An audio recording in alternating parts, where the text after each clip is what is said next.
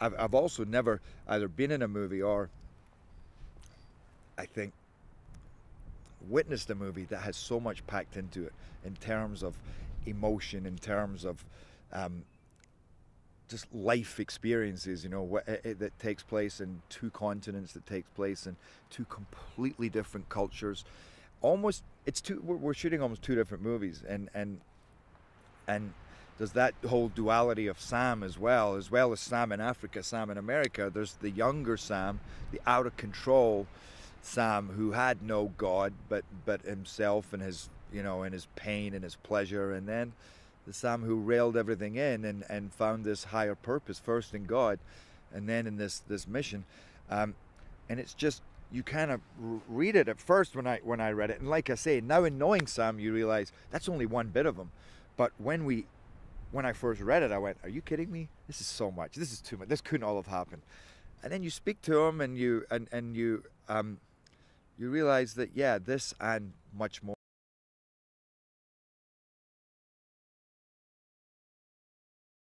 He's a phenomenal director and very efficient, and he doesn't have to prove that to me because he knows I know it. So he doesn't have to be scared of my ideas. He knows I'm only here. It's not about me. My ideas are never about me. My ideas are about the movie. I care about making this a great movie because I don't care about me looking good in a scene that's therefore going to suffer. What's the point in that? You know, or a movie that's going to suffer. I read this story and I went, what a great story, what a great role, and I don't think anybody else, well, nobody else is adept as Marc is at talent. You know, being able to jump into any genre and just give everything a different feel.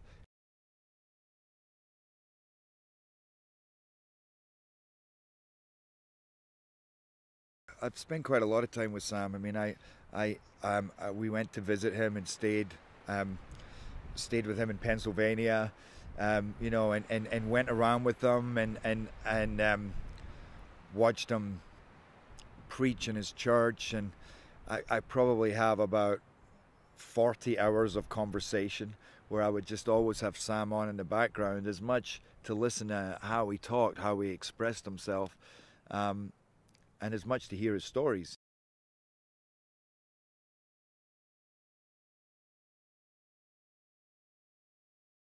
Jason Keller has written an astonishing script, taking us through this man's life from, you know, so that we understand what made him the kind of guy who could end up in Africa and say, you know what, I don't like what's going on here, and I'm just going to stand in a place where I know no one and build an orphanage and then start fighting in his army. What he does is so astonishing, and to cover his moments before that, his time with his family, to see the pressure on his family, to see the friendships he makes in Africa, the friendships he makes with the children, the building of the orphanage, the attacks, you cover so much